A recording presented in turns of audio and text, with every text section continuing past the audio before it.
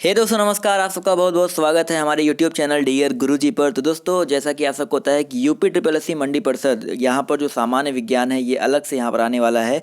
और यहाँ पर मैं सामान्य विज्ञान के जो टोटल चैप्टर्स हैं आपके सामने यहाँ पर ये पहला पार्ट है, मैं आपको यहाँ पर इंट्रोडक्शन देता हूँ। यहाँ पर टोटल जो 9 चैप्टर्स हैं जो कि बहुत ही इंपॉर्टेंट है। मापन, बल, गति, ऊष्मा, तरंग, प्रकाश, विद्युत धारा और ध्वनि, उसके अलावा नाभिकीय भौतिकी और गुरुत्वाकर्षण, ये सारे के सारे जो पार्ट्स हैं मैं आपको एक हफ्ते के अंदर कंप्लीट करवा दूंगा। और यहाँ पर जो भी इंपॉर्टेंट क्वेश्चन है MCQ के माध्यम से मैं आपको कंप्लीट कराऊंगा। और आपके ये यूपी ट्रिपल एस सी मंडी परिषद, इसके अलावा जितने भी वनडे एग्जामिनेशन होते हैं वहाँ पर ये सामान्य विज्ञान के जो क्वेश्चन है आपके काम आने वाले हैं। तो इस जो वीडियो है इसको अंत तक देखिएगा और जितने भी पार्ट्स हैं आप सबको देखिएगा। इसलिए आपको क्या करना है कि अगर चैनल पर आप नए हो तो चैनल को सब्सक्राइब कर लीजिएगा, जिससे मैं अगला जैसे ही वीडियो अपलोड करूँ आपको नोटिफिकेशन मिल जाया करे। इसके अलावा दोस्तों रोज़ शाम को 7:30 बजे और दिन में 1 बजे आपका एक लाइव टेस्ट होता है, तो वहाँ पर भी आप आना मत भूलें। चलिए स्टार्ट करते हैं आज के पहले चैप्टर से। तो चैप्टर का नाम है दोस्तों मापन। और यहाँ पर इसके पहला क्वेश्चन आप सामने ये है कि सूची 1 है और सूची 2 है, इसको आपको मिलाना है। तो यहाँ पर देखिए बेसिकली सूची 1 में कुछ आपके गैजेट्स के नाम दिए गए हैं और सूची 2 में आपको बताना है कि वो गैजेट्स का काम क्या होता है। तो यहाँ पर अगर हम बात करें स्टेथोस्कोप के बारे में दोस्तों, तो स्टेथोस्कोप जो है आपका, उसका बेसिकली काम होता है हृदय की जो ध्वनि होती है उसको सुनने के लिए। आपने देखा होगा जितने भी डॉक्टर्स होते हैं उसको अपने कान में लगा के रखे रहते हैं। इसके अलावा बात करें हम दोस्तों स्फिगोमैनोमीटर के बारे में दोस्तों, तो ये जो है आपका, ये काम आपका आता है रक्तचाप को मापने के लिए। तो ऑप्शन जो इसका 4 है इसको हम इससे मिला देंगे। इसके अलावा बात करें कैरेट मीटर के बारे में दोस्तों, जो कैरेट मीटर होता है वो जो होता है दोस्तों, वो आपका काम आता है सोने की शुद्धता को पता, जो सोना होता है, सोना अब बोलते हैं ना 24 कैरेट गोल्ड है, तो वो कैरेट जो होता है वो आपके सोना जो गोल्ड होता है उसकी शुद्धता का पता लगाने के लिए किया जाता है। और जो आपका लक्स मीटर होता है ये प्रकाश की तीव्रता को मापने के लिए किया जाता है। समझिए दोस्तों, तो यहाँ पर ऑप्शन देखा जाए तो हो जाएगा 3, 4, 2, 1, यानी कि देखा जाए तो ऑप्शन नंबर जो इसका सी है वो बिल्कुल करेक्ट हो जाएगा। चलिए बढ़ते हैं अगले क्वेश्चन पर। तो अगला क्वेश्चन आपका उसी तरह का है। सूची 1 कुछ उपकरण दिए गए हैं, उनके द्वारा मापन की गई राशियों को बताना है। तो देखिए अमीटर है, अमीटर के द्वारा हम लोग क्या मापते हैं दोस्तों, जो अमीटर होता है वो किसी विद्युत परिपथ यानी कि जो इलेक्ट्रिक सर्किट होता है उसमें बहने वाली करंट यानी कि धारा को मापने के लिए उसका प्रयोग करते हैं। तो यहाँ पर अमीटर को हम मिला देंगे ऑप्शन 3 से। इसके अलावा दोस्तों हम बात करें कि हाइग्रोमीटर क्या होता है। हाइग्रोमीटर जो होता है वो मौसम विज्ञान यानी कि जो मेट्रोलॉजी होता है उससे संबंधित एक यंत्र है, जिसमें हम लोग क्या करते हैं, इसके माध्यम से हम लोग आर्द्रता जो ह्यूमिडिटी होती है और जो आर्द्रता होती है और जलवाष्प की जो मात्रा होती है उसको मापा जाता है। तो यहाँ पर देखा जाए तो ऑप्शन बी जो है ये मिल जाएगा 4 से। स्प्रिंग तुला जो होता है, स्प्रिंग जो स्केल होता है या इसको हम लोग कमानीदार तुला भी बोलते हैं, ये एक प्रकार का भार मापी, इससे हम लोग भार को मापते हैं। तो यहाँ पर इसका ऑप्शन जो 2 है इससे मिला देंगे। और बैरोमीटर जो होता है दोस्तों, ये दाब मापने के लिए इसका प्रयोग करते हैं। जी हाँ, बैरोमीटर की सहायता से हम लोग वायुमंडलीय दाब यानी कि एटमॉस्फेरिक प्रेशर को मापते हैं। और इसलिए यहाँ पर जो ऑप्शन है देखा जाए तो पहले 3 है, फिर 4 है, फिर 2 है, फिर 1 है। तो ऑप्शन जो इसका 3, 4, 2, 1 है ये बिल्कुल करेक्ट हो जाएगा। चलिए बढ़ते दोस्तों अगले क्वेश्चन पर। दोस्तों अगला क्वेश्चन आप सबके सामने है पायरोमीटर। देखिए पायरोमीटर के बारे में पूछ रहा है। तो पायरोमीटर किसके मापन में प्रयोग किया जाता है दोस्तों। पायरोमीटर की बात करें तो पायरोमीटर की सहायता से अत्यधिक उच्च तापमान की माप की जाती है। जी हाँ दोस्तों, अत्यधिक उच्च तापमान। तो यहाँ पर ऑप्शन जो सी है ये बिल्कुल करेक्ट हो जाएगा। जी हाँ दोस्तों, इसके अलावा एक विकिरण उत्तापमापी होता है। विकिरण उत्तापमापी की सहायता से हम लोग क्या होता है, गर्म वस्तुओं से निकलने वाले विकिरण की माप करके वस्तु का तापमान ज्ञात किया जाता है। इसके अलावा एक प्रकाशीय उत्तापमापी होता है, ऑप्टिकल राइटोमीटर होता है, उसके माध्यम से हम लोग दोस्तों गर्म वस्तु की चमक यानी कि जो ब्राइटनेस होती है उसके आधार पर उसके तापक्रम को हम लोग ज्ञात करते हैं। चलिए बढ़ते दोस्तों नेक्स्ट क्वेश्चन पर। क्वेश्चन नंबर आपका 4 है। यहाँ पर रडार का उपयोग किस में किया जाता है। रडार के बारे में बात करें दोस्तों, रडार जो होता है इसका प्रयोग करते हैं बेसिकली रेडियो तरंगों द्वारा वस्तुओं की स्थिति को ज्ञात करने में। तो इसका ऑप्शन जो सी है वो बिल्कुल करेक्ट है। जी हाँ, रेडियो डिटेक्शन एंड रेंजिंग, उसका रेंजिंग जो होता है इसका फुल फॉर्म होता है। रडार का जो फुल फॉर्म होता है रेडियो डिटेक्शन एंड रेंजिंग। ये क्या होता है, किसी वस्तु का जो रेडियो तरंगों द्वारा किसी वस्तु की स्थिति को ज्ञात करने में इसका पता लगाया जाता है। तो यहाँ पर ऑप्शन जो सी है वो करेक्ट हो जाएगा। चलिए बढ़ते हैं क्वेश्चन नंबर 5 पर। तो कह रहा है यहाँ पर निम्न में से भूकंप मापी यंत्र कौन सा है। देखिए बहुत ही आसान क्वेश्चन है। भूकंप मापी यंत्र जिसको हम लोग बोलते हैं सिस्मोग्राफ। जी हाँ, सिस्मोग्राफ को हम लोग बेसिकली भूकंप मापी यंत्र बोलते हैं। तो ऑप्शन जो इसका बी है वो बिल्कुल करेक्ट हो जाएगा। हिंदी में इसको भूकंप मापी ही बोलते हैं और ये ज्वालामुखी विस्फोट, परमाणु परीक्षण व अन्य विस्फोट के कारण उत्पन्न भूगति जो मोशन ऑफ ग्राउंड होता है, जो ग्राउंड में मोशन होता है, उसको मापने में किया जाता है। और रिक्टर स्केल एक लघु गणितीय पैमाने यानी कि लॉगरिथम स्केल है जो कि 0 से 10 के बीच में सांख्यांक के माध्यम से भूकंप की तीव्रता अथवा परिमाण का जो मान है वो प्रदर्शित करता है। तो ऑप्शन जो बी है वो बिल्कुल करेक्ट हो जाएगा।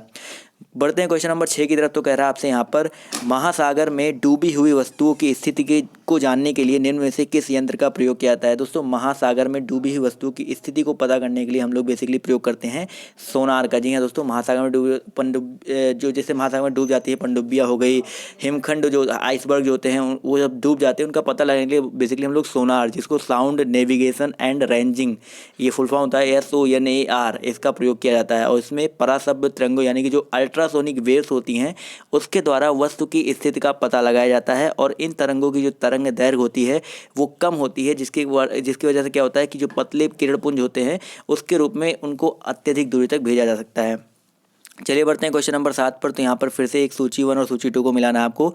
तो बेसिकली यहाँ पर सूची 1 में कुछ मात्रक इकाइयाँ दी गई हैं और बताना है उससे वो मात्रक जो है किसके लिए प्रयोग किए जाते हैं। अगर हम बात करें वॉट के बारे में, तो दोस्तों जो वॉट है ये शक्ति अथवा सामर्थ्य को मापने की इकाई है और कार्य करने की क्षमता को आप सबको होता है शक्ति कहते हैं। तो अगर देखा जाए तो यहाँ पर ऑप्शन जो वॉट है इसको मिला देंगे किससे, इसको मिला देंगे दोस्तों शक्ति से। तो ऑप्शन जिसका 1 का मिला देंगे दोस्तों हम लोग 4 से। इसके बाद बात करें नॉट ये NOT नहीं है, ये KNOT है, याद रखिएगा KNOT है। नॉट जो होता है वो समुद्र में जहाज़ों की गति को मापने वाली इकाई है। तो यहाँ पर अगर देखा जाए तो ऑप्शन जो इसका 3 है इससे मिल जाएगा। इसके अलावा नॉटिकल मील के बारे में बात करें, नॉटिकल मील जो होता है वो बेसिकली समुद्री दूरी को मापने की इकाई है और नॉटिकल मील अक्षांश के 1 मिनट अथवा 1.852 किलोमीटर के बराबर होता है। तो अगर देखा जाए तो यहाँ पर नॉटिकल मील मिला देंगे किससे, ऑप्शन नंबर 2 से समुद्री दूरी। और प्रकाश वर्ष के बारे में बात करें दोस्तों, आप सबको होता है लाइट ईयर, वह दूरी होती है जो एक वर्ष में प्रकाश द्वारा तय की गई दूरी के बराबर होती है। तो यहाँ पर अंतरिक्ष में जो दूरी होती है ये बिल्कुल करेक्ट हो जाएगा। तो यहाँ पर ऑप्शन जो हो जाएगा 4, 3, 2, 1। देखा जाए तो ऑप्शन कौन सा सही हो जाएगा, 4, 3, 2, 1, ऑप्शन जो सी है वो बिल्कुल करेक्ट हो जाएगा। चलिए बढ़ते हैं अगले क्वेश्चन पर। दोस्तों अगला क्वेश्चन आपका यहाँ पर कह रहा है शक्ति का मात्रक क्या है। शक्ति का जो मात्रक दोस्तों होता है वो वॉट होता है। क्या होता है दोस्तों, वॉट होता है। तो ऑप्शन जो सी है वो करेक्ट हो जाएगा। किसी व्यक्ति अथवा मशीन द्वारा इकाई समय यानी कि 1 सेकंड में किए गए कार्य अर्थात उसके काम करने की जो दर होती है उसको शक्ति अथवा सामर्थ्य कहते हैं, समझ गए। और इस शक्ति को हम लोग जूल प्रति सेकंड या वाट में व्यक्त करते हैं। चलिए बढ़ते हैं अगले क्वेश्चन पर। तो अगला क्वेश्चन आपका यहाँ पर फिर से एक सूची 1 और सूची 2 दिया गया, इसको मिलाना है। तो सूची 1 बेसिकली क्या दिया गया है, कुछ चीज़ें दी गई हैं, उच्च वेग दिया गया, तरंग दैर्घ्य दिया गया, उसको बताना है उसके बारे में। तो यहाँ पर उच्च वेग के बारे में अगर हम बात करें, उच्च वेग जो है बेसिकली मैक को प्रदर्शित करता है। किसको दोस्तों, मैक को प्रदर्शित करता है। तो यहाँ पर उच्च वेग का ऑप्शन जो है मैक से मिल जाएगा। तो ये हम कह सकते हैं मैक जो है उच्च वेग को, ऐसा मत को उच्च वेग मैक को नहीं, मैक जो है वो उच्च वेग को प्रदर्शित करने का मात्रक है। मैक एक मात्रक होता है जो कि उच्च वेग को प्रदर्शित करता है। और मैक संख्या, मैक नंबर के बारे में आपने सुना होगा।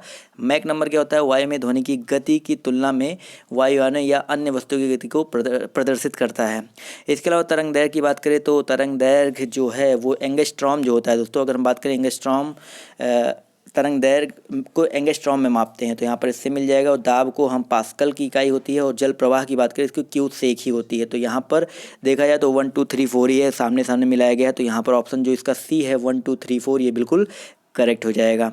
चलिए बढ़ते हैं दोस्तों अगले क्वेश्चन पर। तो अगला क्वेश्चन कह रहा है एक पारसेक यानी कि तारों के मध्य दूरियां मापने का एक मात्रक होता है। एक पारसेक है जो है वो किसके बराबर होता है। तो एक पारसेक जो होता है बेसिकली एक दूरी की इकाई है, मैंने आपको बता दिया। और एक पारसेक जो होता है 3.262 यानी कि लगभग यहाँ पर अकॉर्डिंग टू द ऑप्शन देखा जाए तो 3.25 प्रकाश वर्ष के इक्वल होता है। तो ऑप्शन जो इसका बी है ये बिल्कुल करेक्ट हो जाएगा। चलिए बढ़ते दोस्तों अगले क्वेश्चन पर। तो अगला क्वेश्चन आपका यहाँ पर कह रहा है एक हॉर्स पावर में कितने वाट होते हैं। भाई अश्व शक्ति या हॉर्स पावर जो होती है वो शक्ति मापन की इकाई होती है। और एक हॉर्स पावर में 746 वाट होता है। तो यहाँ पर ऑप्शन जो सी है 746 वाट ये बिल्कुल करेक्ट हो जाएगा।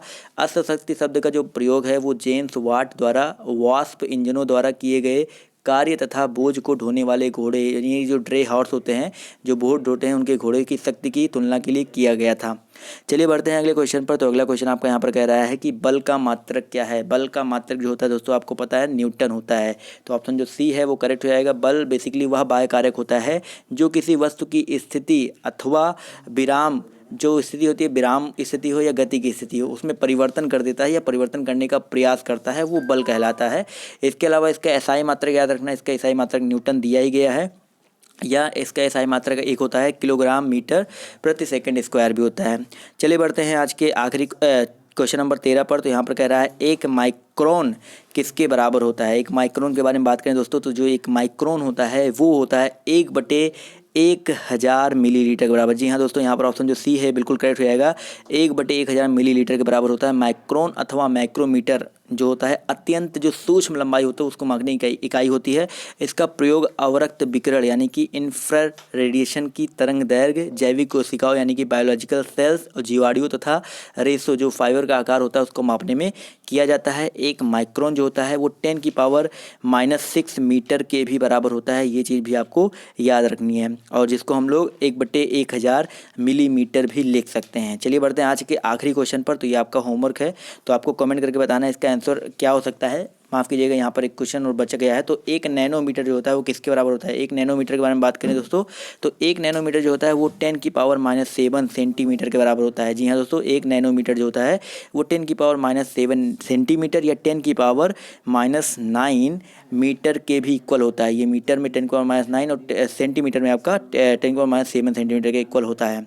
इसके अलावा एक क्वेश्चन आपका और दिया गया है, यहाँ पर कह रहा है कि निम्न में कौन सी धातु अर्धचालक के रूप में ट्रांजिस्टर में प्रयोग की जाती है। तो यहाँ पर ये बहुत ही इंपॉर्टेंट क्वेश्चन है, ये आपको ये होमवर्क है आपका, ये इसको आपका जो है कमेंट करके बताना है। इसके अलावा दोस्तों मैं हर वीडियो के अंत में आपको 5 ऐसे चीज़ें दूंगा, जैसे कुछ उपकरण के नाम बताऊंगा और उसका प्रयोग किस लिए किया जाता है वो भी आपको मैं हर वीडियो के अंत में बताऊंगा। तो जैसे कि बोलोमीटर जो है दोस्तों, इसका प्रयोग करते हैं उष्मीय विकिरण मापने का यंत्र होता है। जी हाँ, बोलोमीटर जो होता है आपका ये उष्मीय विकिरण को मापने का एक यंत्र होता है।